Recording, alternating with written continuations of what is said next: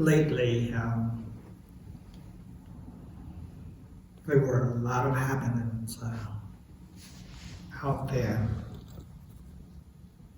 in terms of nature and humans' errors.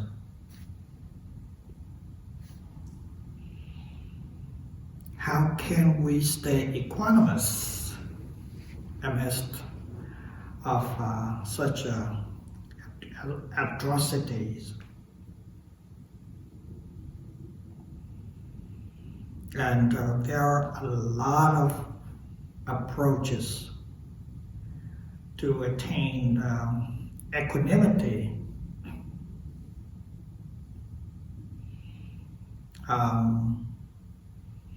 In my approach is that I probe deep into the nature of the mind.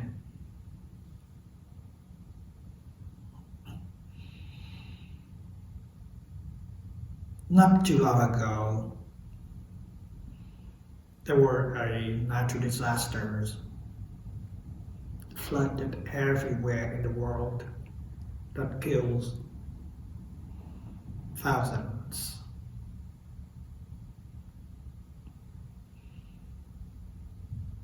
People, quite often that I have people came to me ask, why did it happen?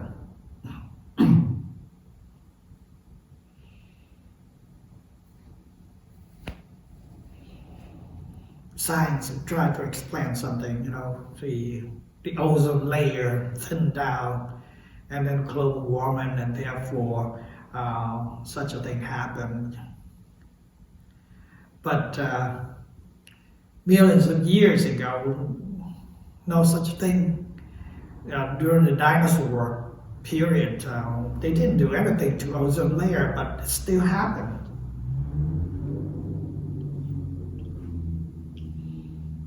Earthquake, flood, tsunami.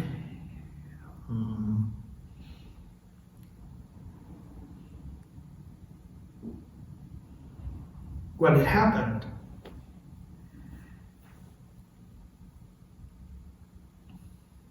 we ask why. Science tried to explain something, but only in a very relative level. If you keep the why to the science, and then up until sometimes, and they say, "Oh, I don't know why it happened."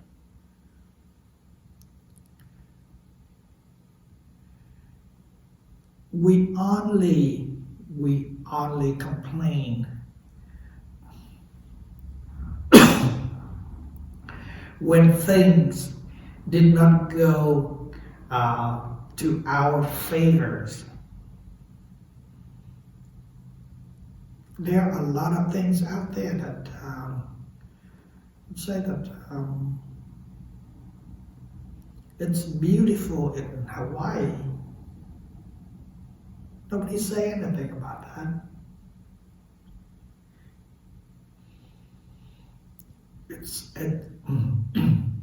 It's so gorgeous. Sometimes over here, nobody say anything about that. Only thing that when something goes wrong, and then they keep complaining. That is part of nature. And we don't know that this is the perfect balance of the nature. The perfect balance is that when there is this, then there is that. You cannot ask for anything which is in your favor. You cannot. It just happened the way it does. Which is, there'll be good and there'll be bad. It's a natural, perfect balance. Same thing with the mind.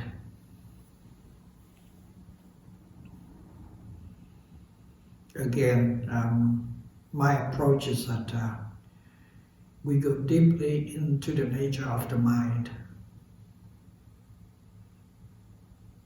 And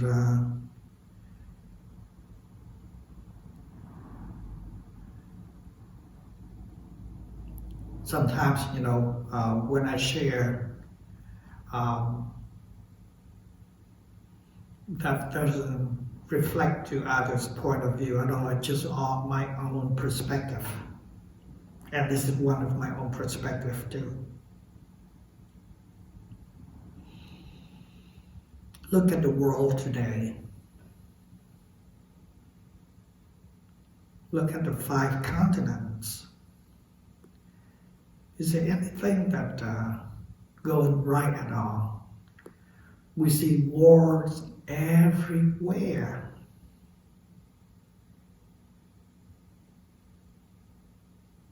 That's in a larger scale. The small scales that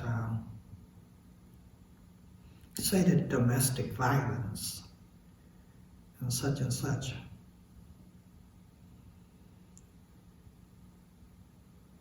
We see the bad things all over places, and then we blame on it's a man-made. Is it a man-made or mind-made? The reason going to conflicts because of this, that, blah, blah, blah, blah, blah, blah. And that because it's part of mind.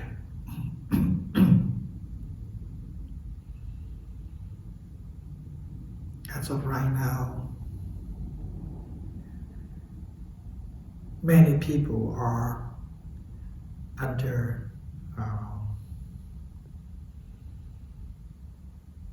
fear for their lives.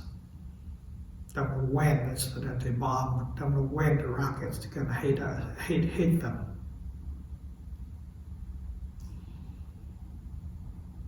And how can we stay equanimous among those things?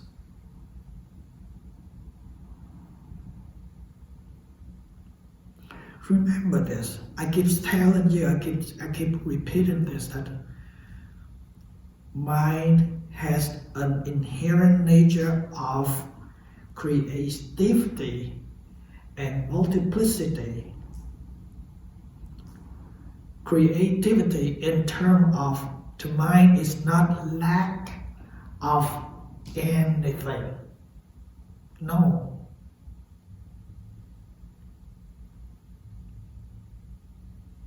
Because of not lacking of anything, therefore everything can happen, anything can happen.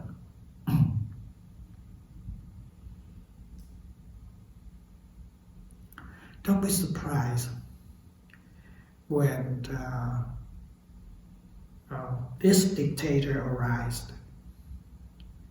Soon as this dictator passes away, there'll be another dictator. It's just part of the mind. We cannot go wrong with it. Same thing in nature. We just got over with the COVID. Then very soon there'll be another pandemic coming along. It's just part of nature. Just part of the mind. When we really, really understand this is how the mind works, then we'll be okay, we'll be equanimous amidst of the turmoils.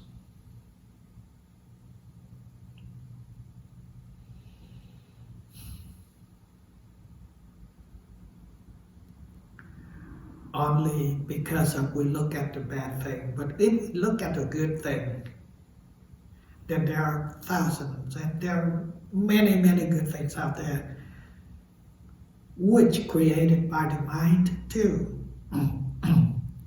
So the perfect balance in mentality is that there's a good and there's bad. They all conjunct together. You cannot negate one and then without another, and such and such.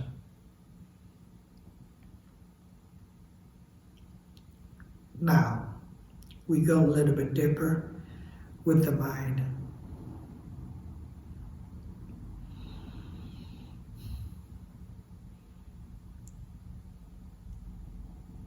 The mental factor of love. Then there is a mental factor of hate. Mental factor of greed.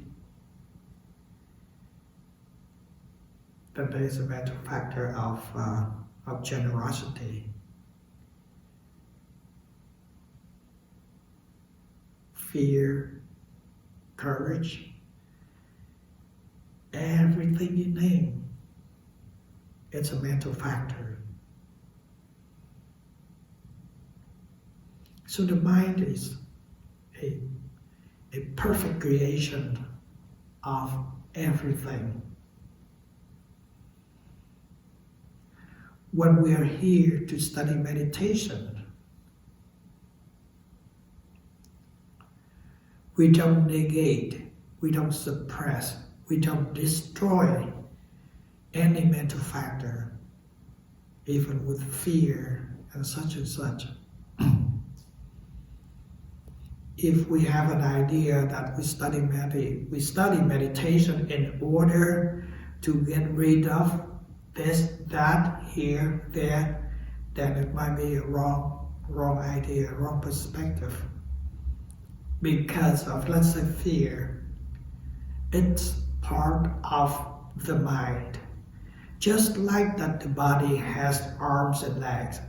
And then if we try to get rid of fear, it's just like that we try to cut an arm off. No, it's not. It's not. Now, we study to understand. We don't study to achieve. The achievement and understanding are two different things. To achieve something that has to do with egotism. To understand it's a wisdom.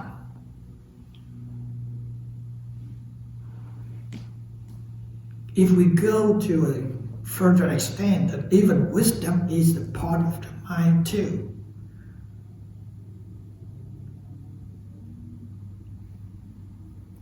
Or let's say that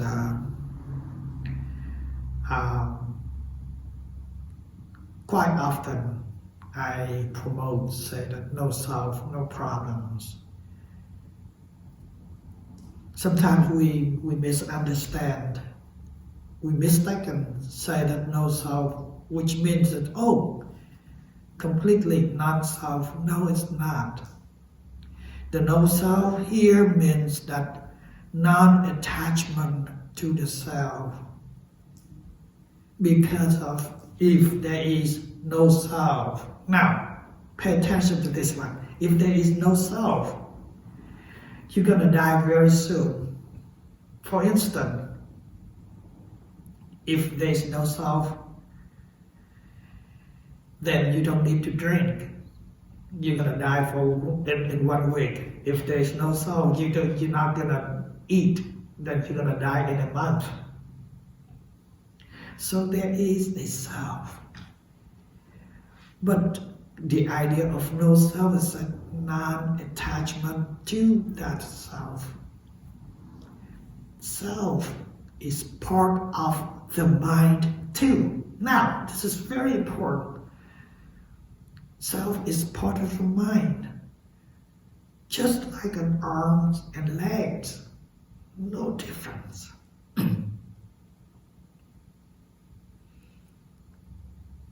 Only that we study to understand.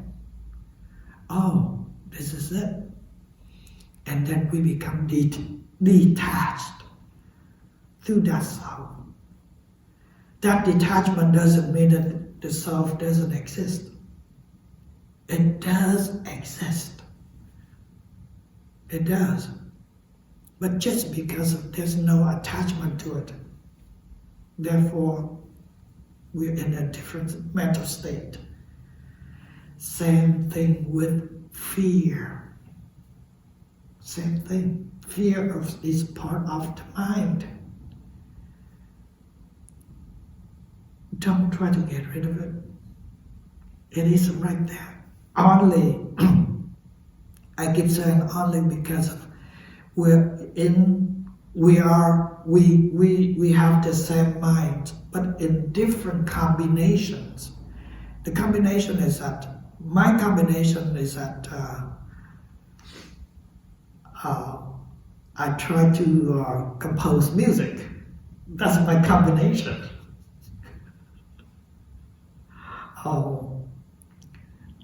Artist's combination is that he is so proud of his daughter, ballerina, right? It's the same mind, but different combination. See that? Can you see that?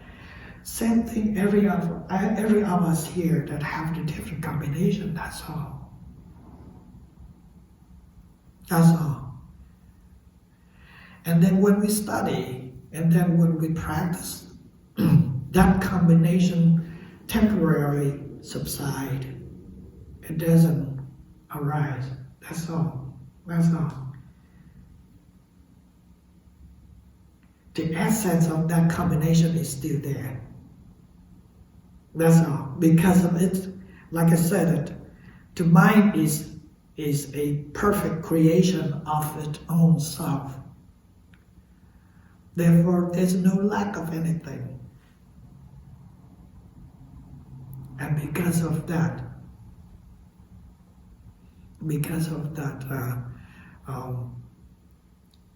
everything in itself is an illusion. Fear is an illusion. Egotism is an illusion. When we understand that everything that the mind creates is an illusion, then why should we be fear to it?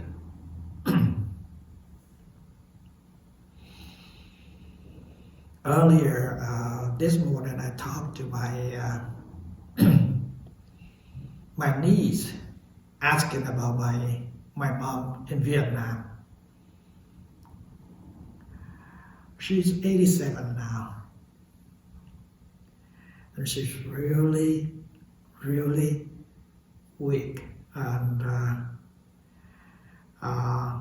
to my judgment, her battery is only 10% left.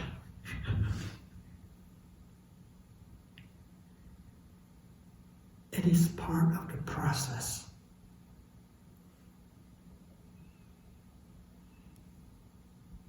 When this body no longer capable of holding the elements together, these all elements stacked together become a mass. Then it disbands. The Buddha said the four great elements: the fire, the earth, the water, and the wind. But it actually is over 100 elements. And then when the body no longer holds that elements, and then this element is going to return to this, turn to that, turn, return.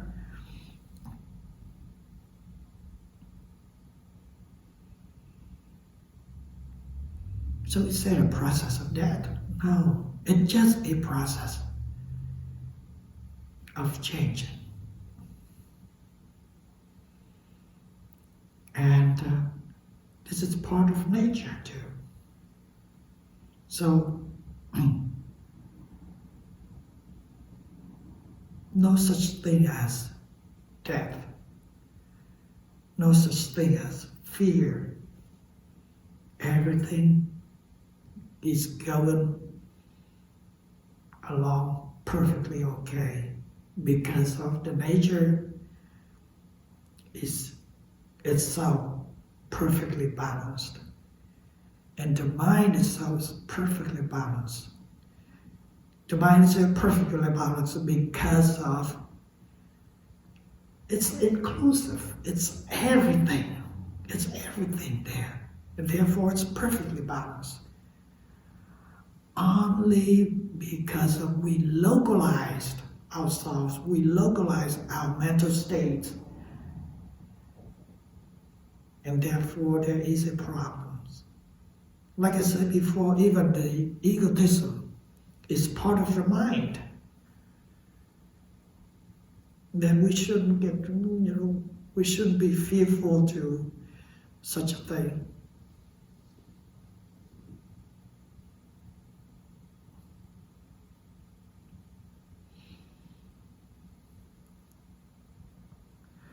We come to study in order to maybe get enlightened, in order to be free.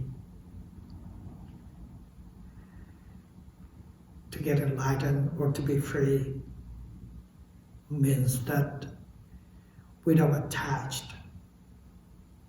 That's all. We don't attached.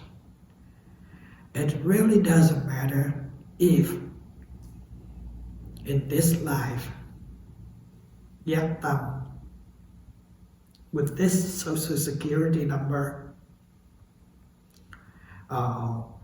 with this blood type, and such,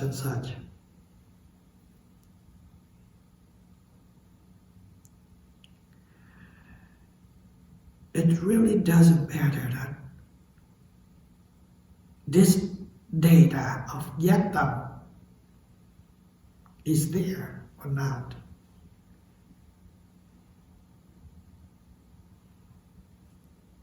When this data of this self is no problem anymore, then it doesn't matter that if this matter here turns into a different form, it doesn't matter anymore. And because of that, we don't really looking for Nibbana.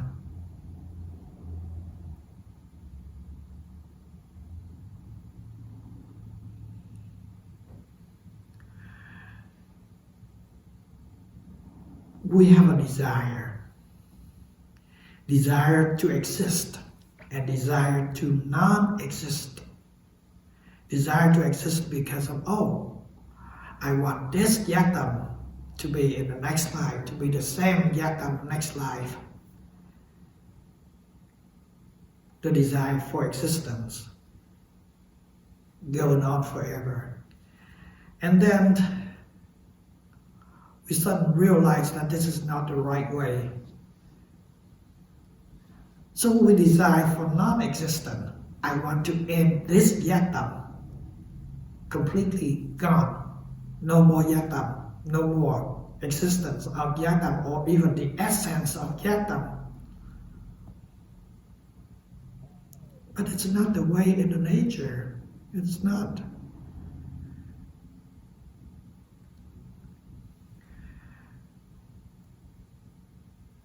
The going, become the process of becoming, It's going to turn Yaktam into something else, maybe a rock, maybe a lizard, or maybe a rat, it doesn't matter. As long as there is no attachment to such a thing, then we can call it an enlightenment or free.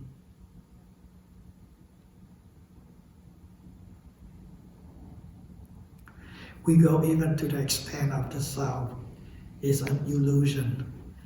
Then nothing that we can be fearful about anymore. Nothing. And we don't even care for enlightenment. It doesn't matter anymore. When we see that, when we really have that kind of perspective,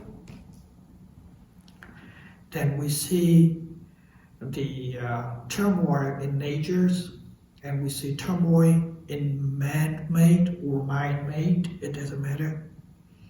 We stay equanimous. We don't complain. We don't blame on such and such. Like I said, that without this dictator, there'll be another dictator that come in. It's going to be the way it is.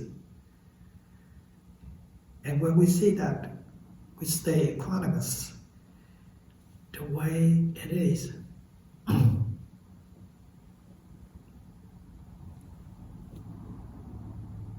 And that's how we see liberations. Actually, liberation is just a word. The way it is the best explanation. Just the way it is.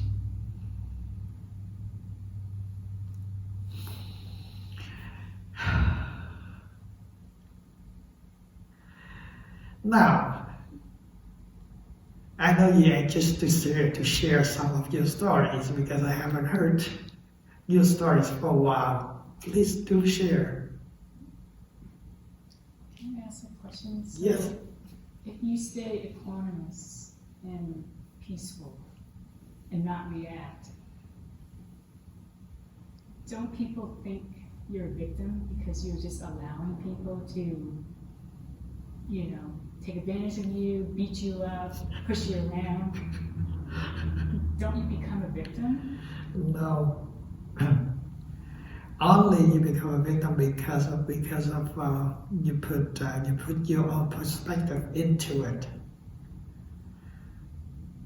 That doesn't mean that you don't react. You react, but in an understanding. Just like that, there's a very intelligent rat here. It won't fall into the trap. It doesn't matter how many times and how many baits that I change it, the rat wouldn't fall for it. And then when we practice meditation, it's okay, it's just a rat, or no self, so there's nothing. No, it's just we still do it. We do, but with understanding, with wisdom. It's not that we know that, there's no self, here's my face, so smack it. No, it's not. It's not that way. It's not. You're gonna protect yourself, you're gonna do everything possible, but with understanding. Now, understanding is very important. It's just like a wisdom. You take the measure of the reaction. But, again, no grudge. For those people that are on the battlefield out there, either you kill or you get killed. So you act, you react. But according to the mental state, then that mental state may either bring a lot of consequences or very little consequences. If we have to, we do. That's very simple. That's very, very simple. Yes. A lot of people misunderstood about meditation, about selflessness, that non-reaction. No. We react, but with different mental state, with understanding. It's a totally different mental state.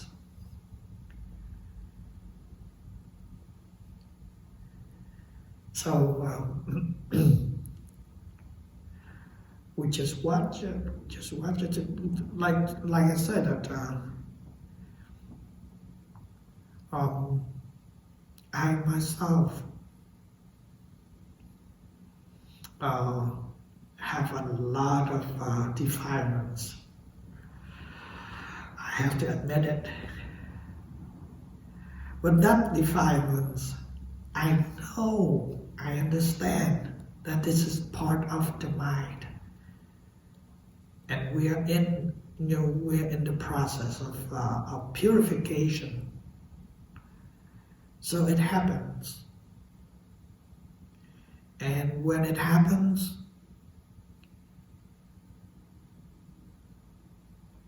we have no judgment to what it was done, because of what then is done. The other thing is that we keep going to the next step. This state I failed, but the same matter, the next step, I will not. That's part of practice, part of going.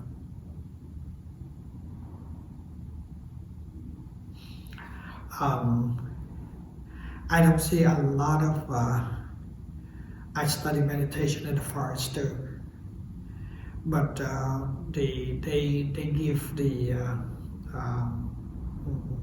vipassana over there. It's not the way that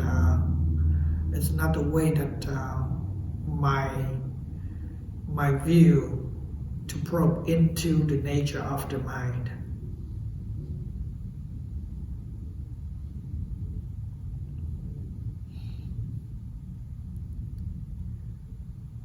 It's very important to understand the whole spectrum of the mind. Very, very important, because of we can gain equanimity when we understand that. The mind doesn't react when Israel and Hamas going on right now, killing a lot of people. Without this incident, there'll be something else. And it's going to happen because of the creativity of the mind.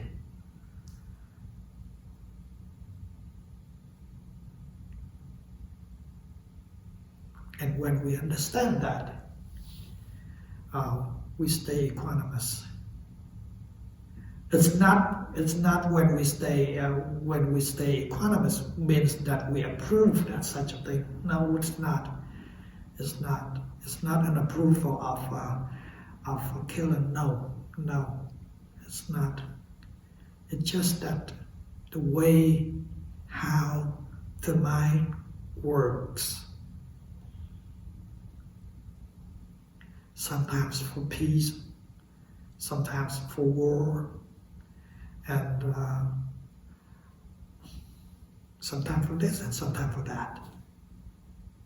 It's perfectly balanced out in everything. So you just have to stay detached. Just stay detached. Yep. Stay detached because of the understanding that this is how it works.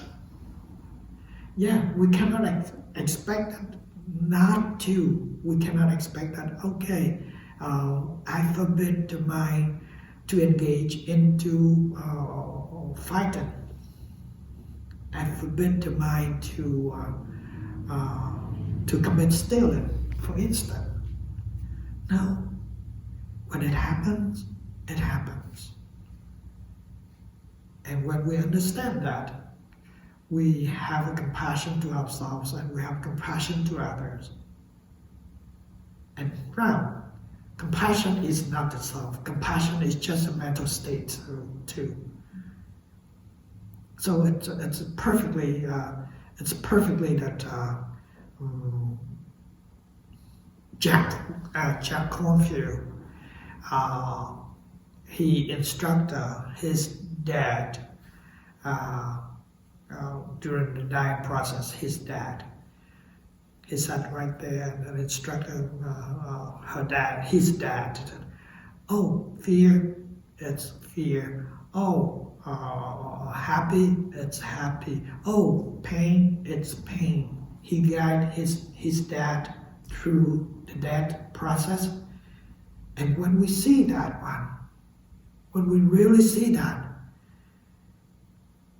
then it's all a process of mind and body. It's all process.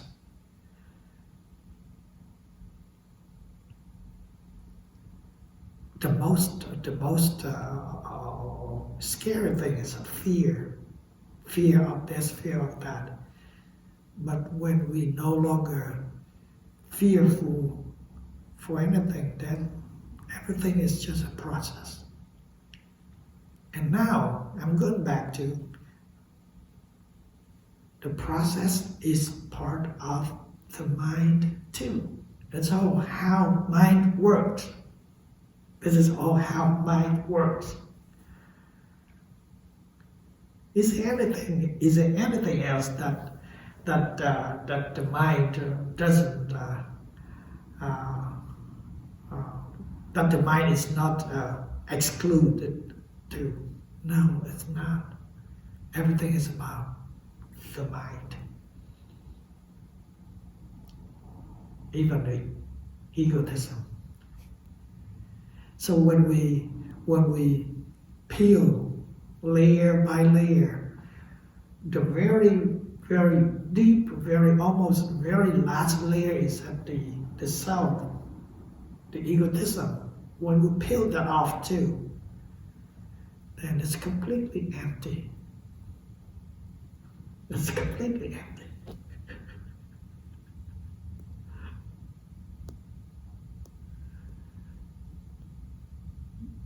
Yes, Daniel. Yeah.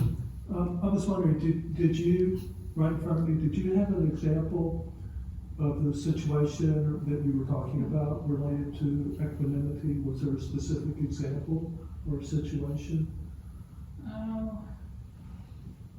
Oh, you mean like becoming a victim? Yeah, like what you were talking about, was there something that came up? Yeah, example so I've been like going through like these fears, and I've been trying to learn to process the fears. And you know, on the outside, people, when they hear my story, their reaction would be instantly, you know, they would tell me to fight back. But for me, I don't fight back. I go into meditation, I revert back to the Buddha, I go to the temple, and so you know, I kind of try to live with the situation peacefully. And so people, my friends, they're thinking I'm playing the victim card. Because they don't understand why I'm just so passive. And then the other is another person thinks I'm playing the martyr role, like a savior role, which I'm not asking for people to praise me, but you know, so I guess I'm dealing with a lot, fear internally, and then externally trying to meet expectations. So it's- And then some others think you should fight back. yeah, oh yeah, oh yes. There's all my friends, and they, you know, when they hear the situation, they said, there's no way, you know, just, you have to stand up and like that. Mhm. But for me, it's not me. It's not my nature. Fighting back actually hurts me more than just you know, just keeping calm. Well, if there's one thing I know, you can't be somebody that you're not. Yeah. You know, I can't be Michael Jordan or, you know, Bill Clinton or whatever. Yeah, you can't be another person. Mm-hmm. You have to use your own strengths and skills. So that's why I'm trying to learn how to live with the fear, and then maybe knowing that someday I'll move past that fear. Maybe I can have a little bit of input. Do you think that the non-reactive is a form of reaction? Yeah. Yes, it's a choice. Yes. It's a different attitude. Exactly. It's a different attitude, that's all. Yeah. Now, study that too. Study that. So when we look into the nature of the mind, then we can say, oh, actually it's not a non-reactive, but it's a different attitude of the mind that reacts to the situations. Well, I have studied that, and I really think it takes a lot of strength to not react the way people think I should react. Yes. And then the other part is I still have an ego, which is now worried about what external, you know, people are thinking. So I need to like work on that. It's like, don't care what other people think about you. You know, don't care about how they judge you. Worry about what's inside now. You know, nurture what's inside now. Become stronger. So that's what I've been telling myself. And don't forget to breathe. That's right. That's right. Can I ask a question? Yes. So, do you see yourself as a victim when you try to digest the feeling? Sometimes I do. Yeah, sometimes I want to fight back. And when I don't, you know, but then I tell myself if it happens again, I'm gonna say something, right? I'm gonna tell this person it's not okay. So that's not a victim mentality. So I'm ready, you know, for the next time. Is there ever a next time happened before that you felt back? I have been, well, no, it hasn't happened again. So I've been putting things in place so that it doesn't happen again. And one of those is talking back to the other person and telling them, you know, their action is not okay. So to me, by verbally telling them it's not a victim mentality. Victim are just, they just go inside themselves and they run away.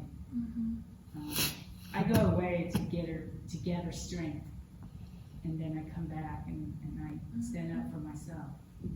So, but you know, I mean, people don't see that on the outside. All they see is me going quiet, and when I go quiet, that means I'm gathering my strength inside. It's not because I'm running away scared.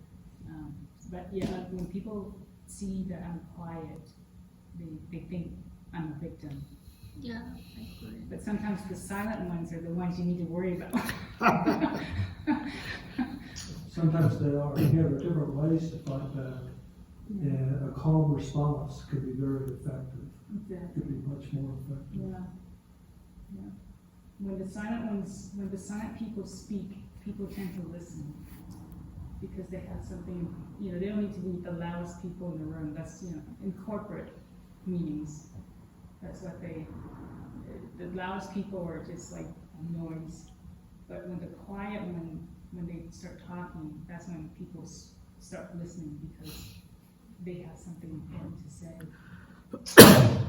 I've noticed that here, so I've been coming to the temple for a long time here, many years. And there's some people like myself that ask a lot of questions or talk a lot. And they're not usually the smartest people. No. There are usually some people here that say very little, but actually they're very highly developed. And part of their high development is they don't talk very much.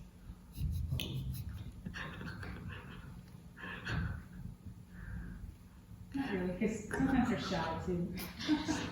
Sometimes. Marcus, I'm blanking out the name of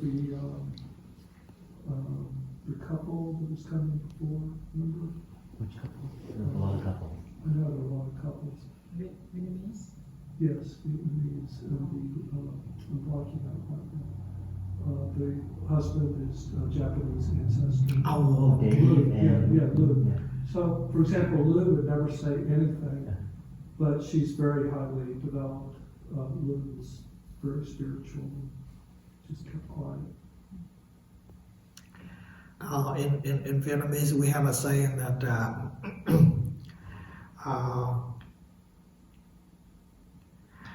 the dog that barks, that dog doesn't bite. The dog that bites, that dog doesn't bark. That's true. Yes. So quite often that when one is really highly developed, mentally, they don't talk. That's very true. That's very, very true. So, but that doesn't mean that the one that talks is they are not highly developed. No, it's not. I mean, in every case, they are all right. Yes, it just depends on the person. Yes, it all depends. Yes. I have a question, but also would like to share something what we discussed about when she started sharing her story. I thought, yeah, something happened to me. Then the question was like, we practice Buddhism, meditation. The other people don't do that. How to live in that? But that's then I thought it's the mind that's the function of the mind, like. Comparing, the mind compares. That's what I learned, that the function of mind is to compare, describe, and judge. The mind does that. So my original question was,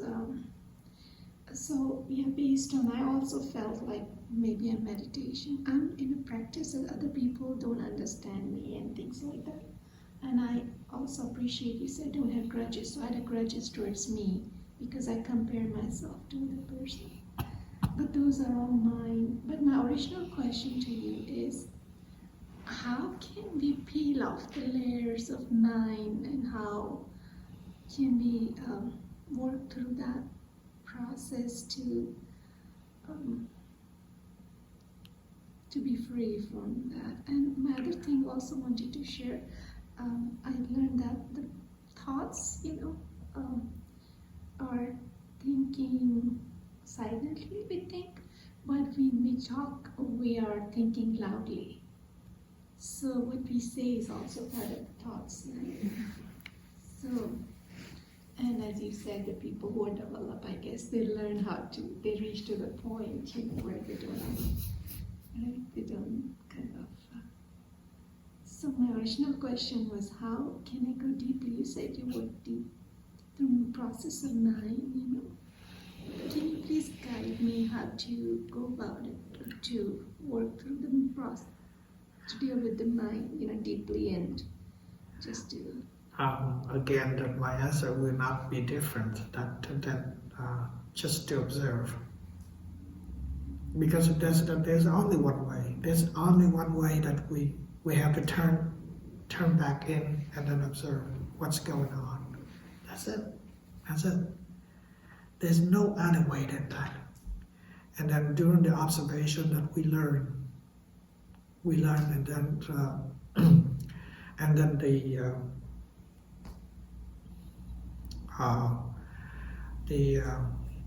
the layers of being unclear peel off a little bit, until we see that what I'm seeing right now is that this is not Marcus. Marcus is just a name. This is what the mind is working right now. This is what the mind is working. Mind is working. Mind is working. Mind is working. Mind is working. Mind is working. Everything is all about the mind. There's no Marcus. There's no Daniel. There's no Yatam. It's all about the mind. The name Yatam is just a label. It's just purely label. And then we go back to the same combination that my combination is that I love composing music. Yes.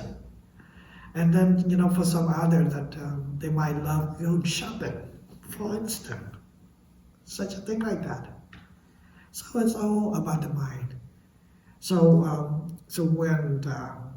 when I confront with something that undesirable, I often reflect myself that this is how a mind at work.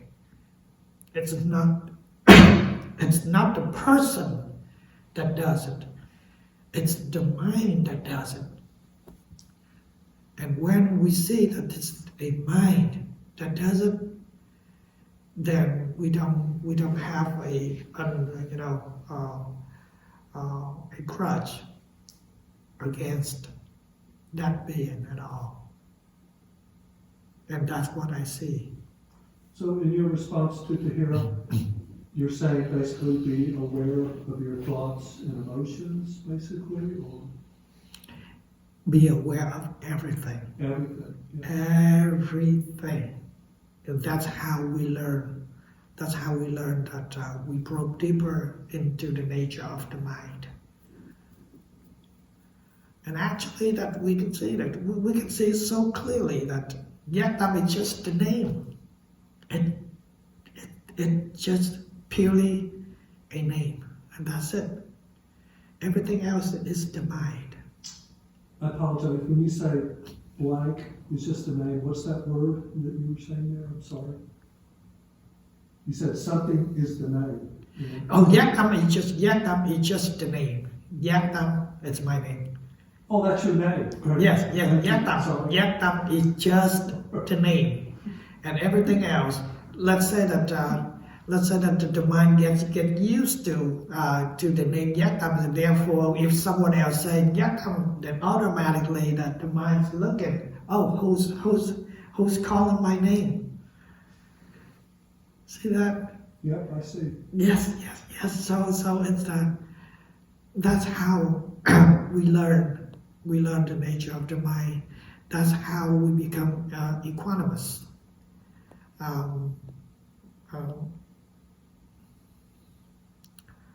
It's a long time process. It's not that instantaneously that we understand it. No, it's not. For instance, that we've been ignorant for 20 years, for example. Then it's going to take 20 years More for me. to undo that ignorance. So it's not like a instant noodle that you pour boiled water in, and 2 minutes later we're gonna have some food. No, it's not like that. But the process is that we keep looking into it, and then we see that there's nothing. Even though that we blindly reacted, it's still okay. It's still okay in a way that the mind needs some time to learn. It's not that instantaneously that it's going to react righteously. No, it's not. You know, it reacts wrongly all the times, and then every time it reacts wrongly, it learns. And the next I'll time. never learn. That's my fear. Well, what about just waiting a few seconds and then reacting? You know, for me, before I react, I always think, is my action going to hurt other people? Is it going to hurt me, or is it going to benefit people? And then I take action. I've always done that through my entire life, and then now I don't understand why certain people would act the way they act without. Shouldn't it be natural?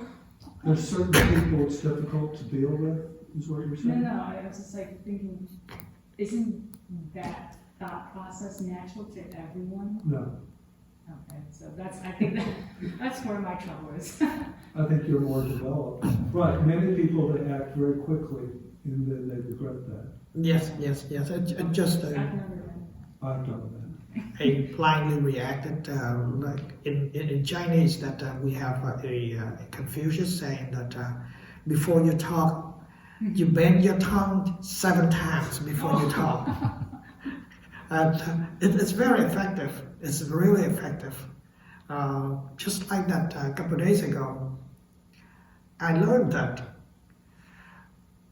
I've been driving for more than 30 years, but just a few days ago that I've learned that before you turn, if you realize that the signal light that like 3 times, how do you say that? Blink? Blink. 1, 2, 3. You become so clear that when you turn, it's evidently this is safest way. Sometimes you just turn and you just blink it once and then you turn and then it's very dangerous. But wait for 3 times, and then that wait becomes very, very mindful. Become very so clear that when you make a turn, it's so safe, and that's how it is. Yeah, I have a question about anger. I know most people, they label angry as a bad emotion, but I'm thinking if when I get angry and I am aware that I got angry, and then I have the choice to decide I want to be angry with that person or not, right? When I'm aware that I get angry. But if I choose to be angry with that person wisely, so that I can create a health boundary, so that that person, I wouldn't hurt that person, and I also wouldn't let the person to hurt me. So in that way, I see getting angry with that person in a right way is not a bad thing. That's very Standing up for yourself. Yeah, but you need to be aware of it, and then you decide how you get angry with that person without hurting that person. I think it needs some technique and deep thought when you do it. And if you do it right in a right way, then you protect yourself, also not hurt the other person, right? I would also say without hurting yourself, because a lot of people, they stay angry. They have this chronic anger, and it just hurts themselves over time. But yeah, if you need to get angry with somebody else, I think that's perfectly okay. That's my opinion. Do you recognize that during that process, do you recognize that you're really angry, or you acted angry? Now, this is Angry. 2 different mental states. My friend, he taught me a long time ago that the way he taught his children is that to be angry, really angry sometimes. But he told me that during that anger, there was no anger at all. It's just an act of angriness. I still feel a little bit, but Yes. I try to act more and without hurting the other person, but also let him know or her know that he crossed the boundary. Yeah, it's a way. It's a way that when you react, and then you, of course, that it's very hard to act being as being angry, act as being angry, and then to be really angry. It's in a different mental state, but we recognize that, and then we learn. And in your case, is that you know that how much that your input into the anger, and then you know that sometimes this is an act to make other people awake. So that's good. That's very good. Yeah, Yes. I just think maybe you can also maybe try to do that. I'm not saying hurt other people or yourself, but maybe you can protect yourself. Yeah. Maybe you two could do some role playing sometime. Probably get a better response. Yeah, it could really help. Really.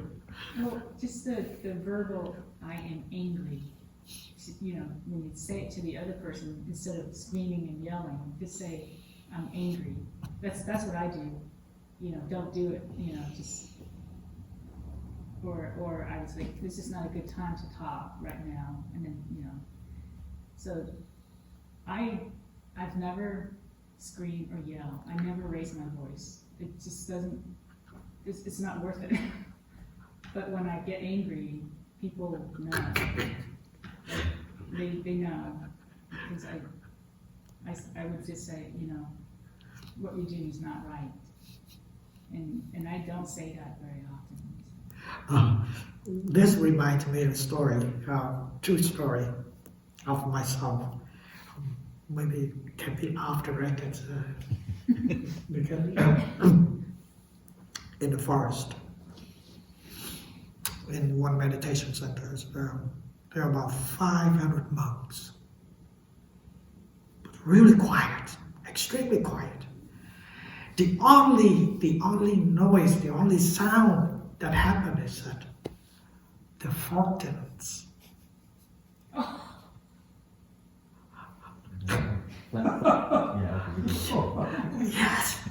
Yes, extremely quiet, but they allow that act, so it's everywhere. It's 500 people, 500 monks, and I came from the Western tradition, so I don't do that.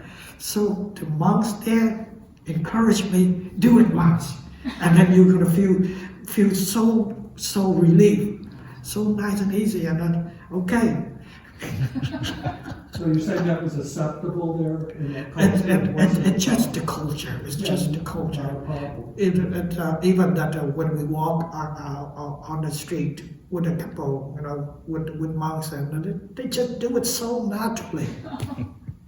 and here it's not allowed, no. And then the monks there that encourage me, just do it once, and then you're gonna feel it's much better. You're gonna feel, and then after that,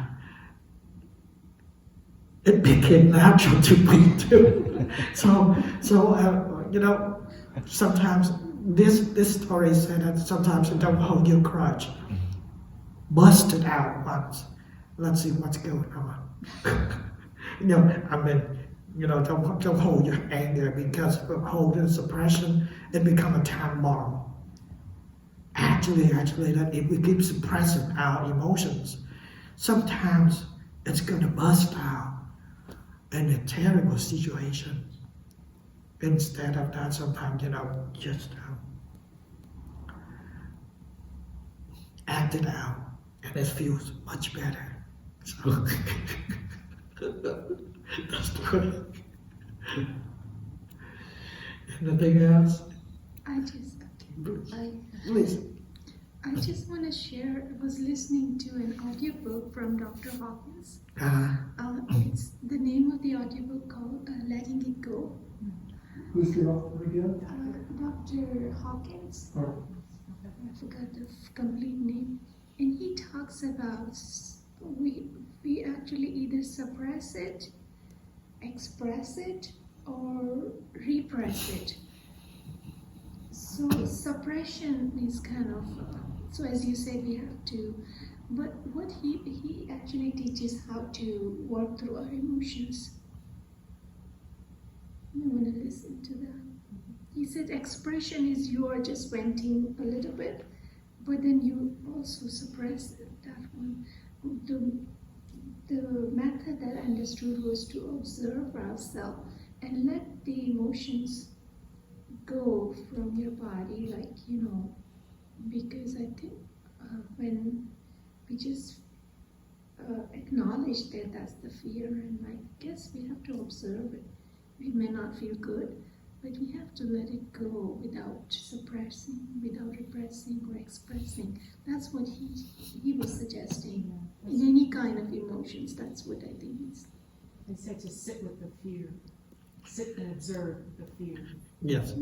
Sit and observe, and then sometimes actually when we say we let it go, actually it's not we that let it go. It's just the mind that gets tired of it, and then the mind lets it go. It's not we that let it go. No, it's not. I have a question about depression. So how do you think why mind got depressed? It just Could you state the question again? I couldn't quite understand. Why our mind sometimes got sick, like depression. Thank you. any input on this, Marcus? On depression? Yeah. Because I can say I did it. I had it when when I had to spend time away from my wife. So it's attachment. To me, it's attachment. We're accustomed to it. We want it this way. And when it doesn't come the way we want it to be, then at least for me, I got depressed. But then once you accept it, then you're not so depressed. You understand? The way it is because it has to be this way. It must be this way. And then you don't attach to it, you won't have as much problem. Does So that you kind mean of... the feeling of getting depressed rather than other symptoms like loss of concentration, insomnia, or loss of appetite, those things? Not those things.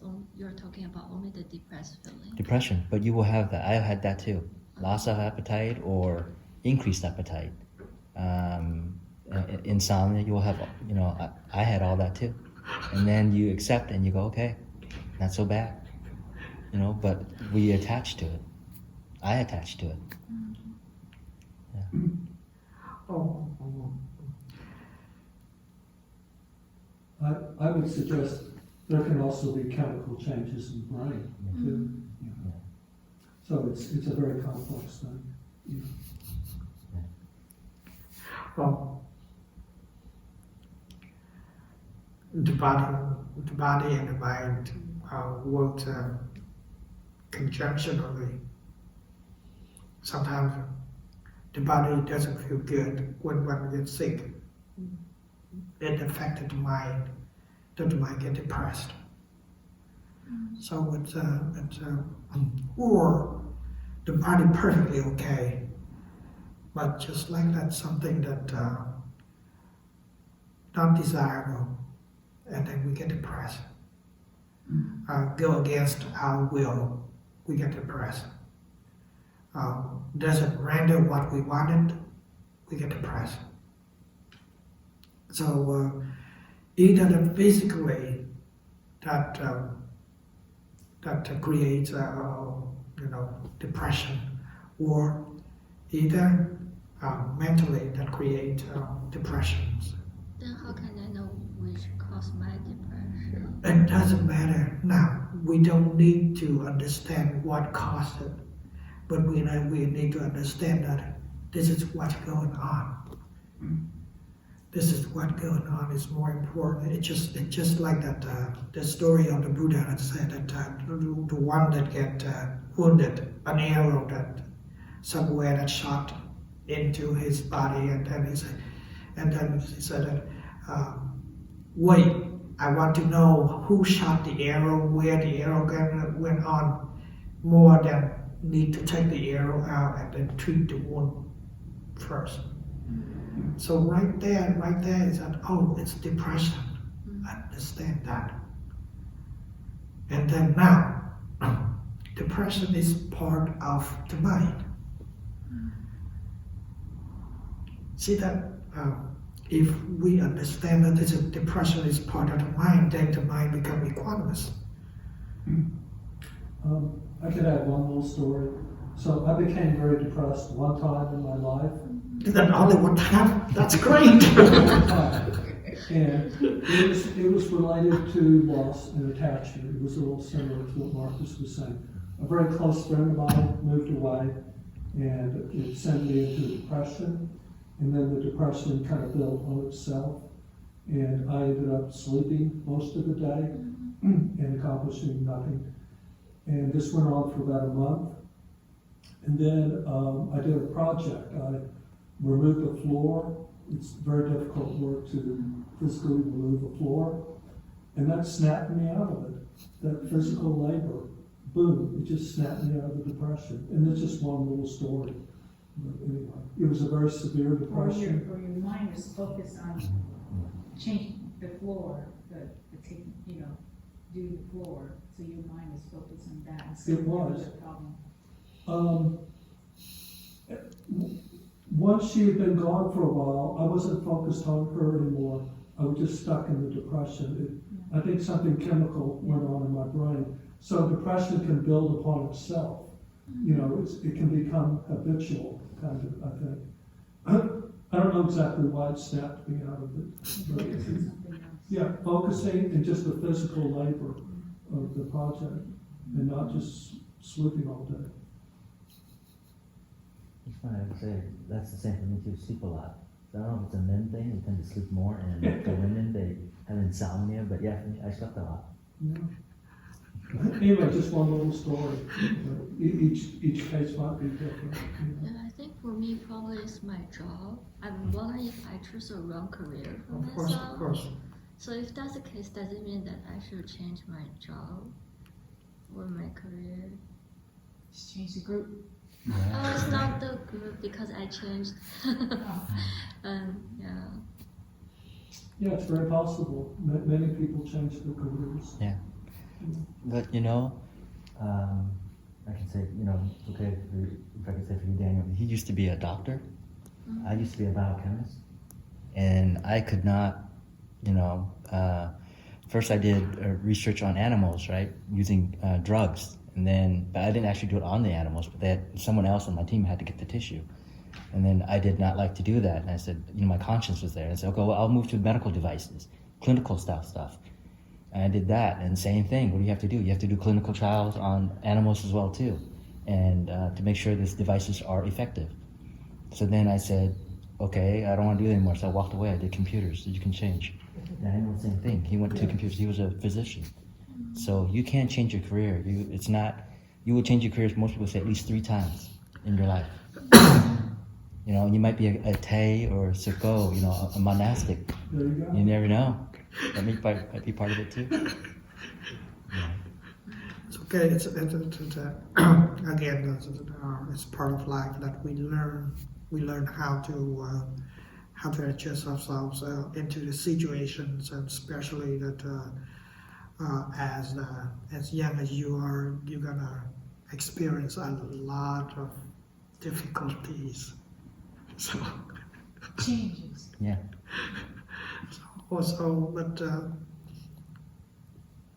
but as we go on, as we understand the nature of ourselves, we become more content with it, and it's just like that. If you're looking at the life of a monk, especially for myself, it's totally a boring life. There's nothing at all. There's nothing. It's, but somehow we found peace. We found happiness, and that's important. It's very important.